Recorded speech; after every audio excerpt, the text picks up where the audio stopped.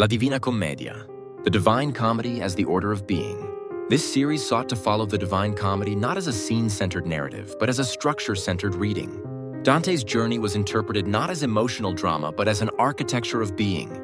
Hell, Purgatory, and heaven were understood not as isolated realms, but as interconnected stages within a single order. Descent, ascent, and participation were examined along one continuous axis. Part 1. Inferno. The descent through the circles of justice. The crisis in the dark wood. The act of turning away.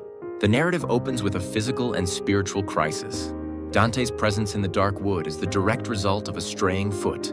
This is the first movement, a tracking of where the soul has actually walked. Hell is the inevitable destination of a path that refuses the light. When Virgil appears, he does not offer a lecture, but a journey.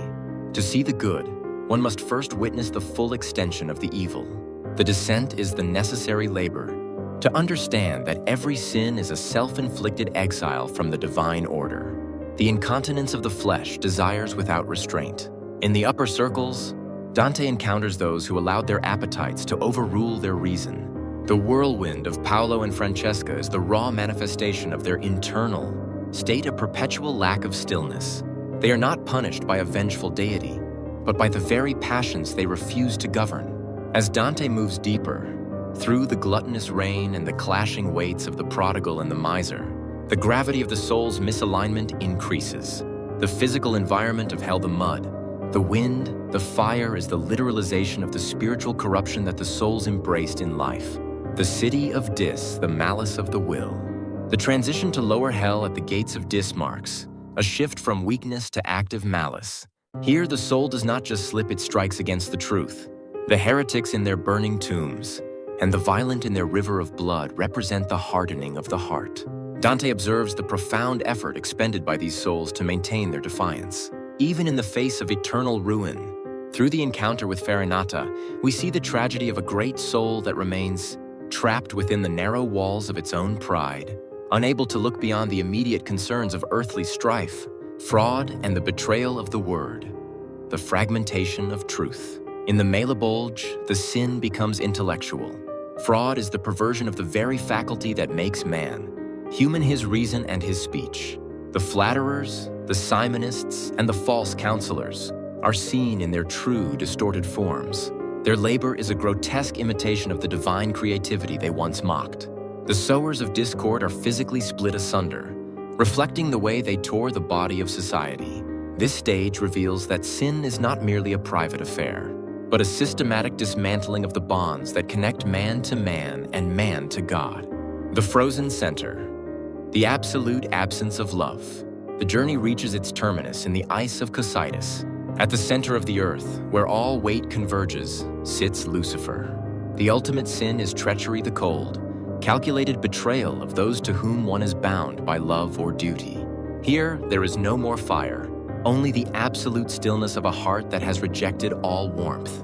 Lucifer's three faces are a mockery of the Trinity, and his constant chewing is a parody of the eternal word. By climbing past this point of maximum error, Dante finally emerges to see the stars, the first step in restoring the order of his soul. Part 2. Purgatorio. The ascent of penance and the restoration of will. The shore of the mountain. The act of turning toward the good. The journey transitions from the static darkness of hell to the dynamic light of purgatory. On the shores of this massive mountain, Dante encounters Cato, the symbol of moral liberty. This is the first movement of the restored will. The recognition that freedom is won through the discipline of the spirit. Unlike the souls in Inferno, who are fixed in their sins, the souls here are in motion. The anti-purgatory reveals the necessity of timing and intent. Those who delayed their repentance must wait, teaching Dante that the path to the summit begins with the patient alignment of the heart with the divine clock. The gate of penance. The three steps of the soul. Dante approaches the gate of purgatory, ascending three symbolic steps: the white marble of self-reflection, the dark cracked stone of contrition, and the blood-red porphyry of burning love. This is the labor of preparation. When the angel carves the 7 P's on Dante's forehead, it is a physical record of the tendencies toward sin that must be erased through effort. The gate opens with the sound of a heavy hinge, a reminder that the entry into the life of virtue is an arduous act that requires the total commitment of the person. The lower terraces, the weight of pride and envy. As Dante climbs, he witnesses the specific disciplines required to correct the soul's misalignment. On the terrace of pride, the souls carry massive stones, forcing their necks to bend in an act of literal humility. On the terrace of envy, eyes that once looked with bitterness are sewn shut with iron wire, compelling the soul to hear the inner voice of charity. This is not arbitrary suffering, but a corrective labor. By observing these souls and hearing the examples of virtue sung by unseen voices, Dante participates in the gradual shedding of the weights that prevent the soul from rising toward its natural source. The fire of refinement, the order of love. In the upper reaches of the mountain, Virgil explains the central logic of the journey. All human action is driven by love. Sin is simply love that is misdirected, insufficient, or excessive. In the terrace of the lustful, Dante must pass through a wall of fire. This is the final refinement of desire. The flame does not consume the person, but burns away the dross of earthly attachment. By choosing to enter the fire, Dante demonstrates the courage to align his deepest passions with the higher order. The pain of the flame is the price of the soul's final liberation from the gravity of its own errors. The earthly paradise, the return to the source. At the summit, Dante enters the earthly paradise, the garden of original innocence. Here, human reason, represented by Virgil, reaches its limit and disappears. The arrival of Beatrice in a cloud of flowers is not a romantic reunion, but a divine reckoning. Dante must face a final confession, weeping for his past wanderings. Before he is immersed in the waters of Lethe and Unoe, the memory of sin is washed away and the memory of the good is strengthened. Now pure and light, Dante stands at the final threshold, ready to rise through the spheres of the stars into the realm of eternal light. Part 3. Paradiso. The ascent through the spheres of light. The ascent from earth. The gravity of love. The final movement begins with the upward pull of divine grace. As Dante and Beatrice rise from the earthly paradise, the physical weight of the body is replaced by the spiritual velocity of the soul. This is the ultimate alignment, the soul's natural movement toward its source. Beatrice explains that just as fire rises and water falls, the purified soul naturally ascends to God. This stage tracks the transition from the labor of penance to the joy of vision. The spheres of the planets are not physical barriers, but stages of increasing light where the order of the universe is revealed as a manifestation of divine intelligence. The lower heavens, the shadows of virtue. In the spheres of the moon, Mercury, and Venus, Dante encounters souls whose earthly lives showed shadows of inconstancy, ambition, or excessive passion. Yet in the light of heaven, they are perfectly content. Dante learns the lesson of celestial humility. To want only what God wills is the ultimate peace.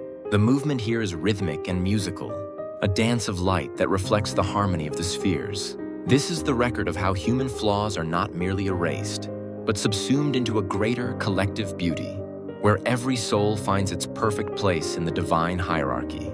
The higher heavens' wisdom, justice, and contemplation. As the light intensifies, Dante enters the spheres of the sun, Mars, Jupiter, and Saturn. Here, the intellectual and moral virtues reach their peak. The theologians form circles of dancing fire. The warriors of faith form a glowing cross. The righteous rulers shape a celestial eagle. These images represent the unification of many into one. In the sphere of Saturn, the silence of the golden ladder marks the transition from active virtue to direct contemplation. The soul no longer reasons, it watches. The infrastructure of the universe is shown to be a vast, interconnected network of love and justice, moving in perfect accord with the first mover. The fixed stars and the primum mobile, the test of faith.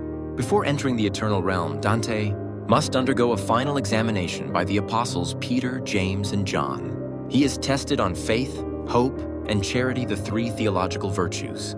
This is the final verification of his alignment. Having passed the test, he ascends to the primum mobile, the sphere that imparts motion to all the others. Here, he sees the point of intense light around which the 9 angelic hierarchies revolve. This stage reveals the source of all physical movement and time, stripping away the last veils of the material world to prepare the eyes for the absolute truth. The Empyrean, the final vision of the rose. The journey concludes in the Empyrean, the heaven of pure light and love. Beatrice returns to her seat in the celestial rose, and Saint Bernard becomes the final guide. Dante beholds the vast assembly of the blessed arranged, like the petals of a great white rose. Through the intercession of the Virgin Mary, he is granted the privilege of the beatific vision. He sees the mystery of the Trinity and the union of the human and the divine. His own will and desire are finally revolved, like a wheel in perfect balance, by the love that moves the sun and the other stars. The restoration is complete. The traveler has become one with the order.